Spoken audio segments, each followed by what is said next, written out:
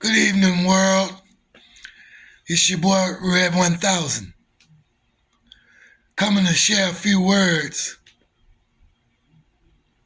My spirit has been plexed.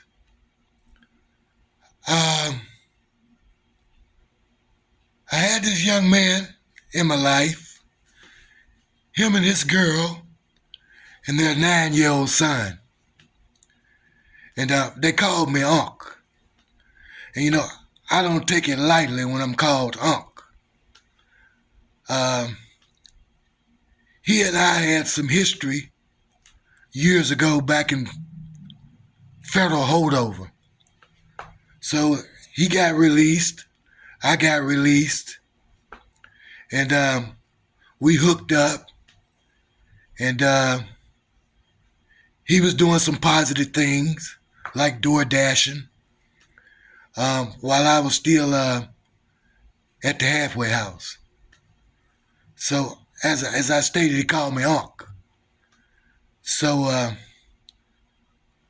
we developed uncle and nephew relationship, and I was trying to encourage him to just do the right thing because he was a very smart young man. But just so happened he was in the mix with some other people, and they went on a lick. All licks aren't licks. What happened was he ended up getting licked. So now he's in jail. And his girl, which is 8.5 months pregnant, she should have a baby here in a couple weeks. So I finally got a call from him after I was texting his girl because his girl was asking me, about the preliminaries of being arrested. So he wants her to bond him out and wants her to get a lawyer and all that. So I was texting her and letting her know, don't waste your money. Don't waste your money. Because this dude is pretty much through. He's got an aggravated charge here in the state of Texas. And on an aggravated charge, you have to do half of it before you see the parole board. And, I like to speak from experience. I just got through doing a 4-year, 11-month, 2 days on a 5-year sentence in the state of Texas. So I know what the hell I'm talking about. So as I was texting her, evidently he had called her. So he calls me. He finally calls me after being locked up for like 3 weeks, close to a month. So the first thing he says, hey, man, why you texting my bitch? So I immediately tells him, nigga, you hurt me. You didn't only hurt me, you hurt some other people too. You hurt your mother and your daughter who's in Chicago, and you didn't hurt this young lady who you got pregnant, and she already has a son. So I just went on, hung up on him. So I commenced to going back, texting her, giving her the long, drawn-out version of, this guy is pretty much through.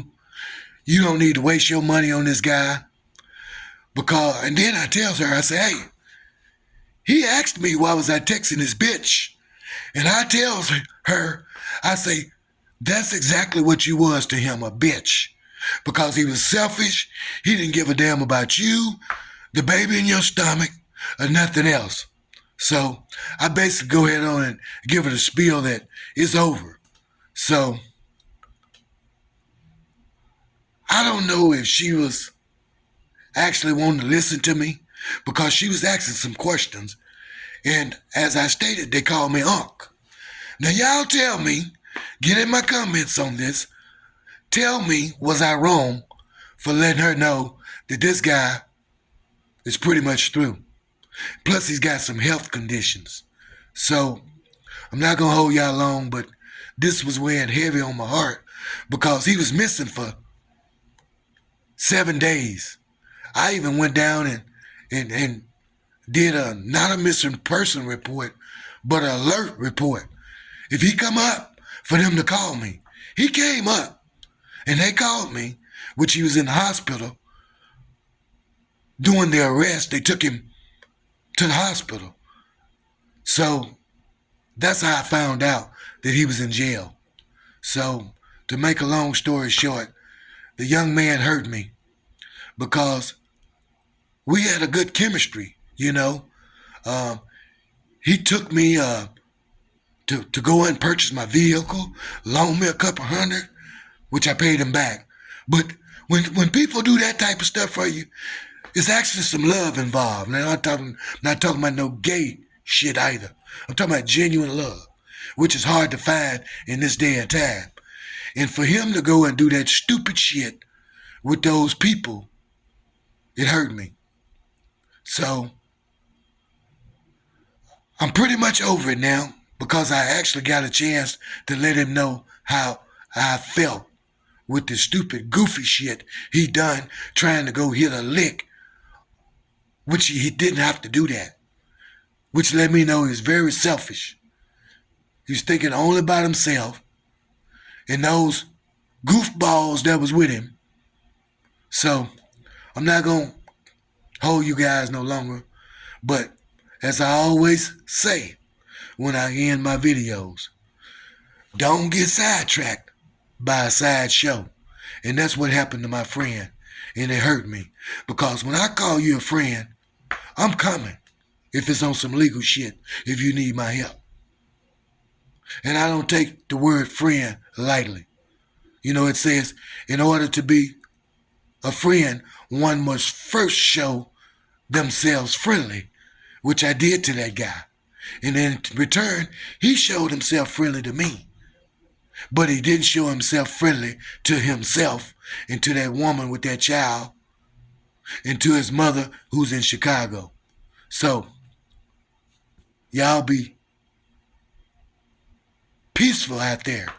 And remember, every lick ain't a lick because you may end up getting your own self licked. Peace out. Be blessed. Red 1000.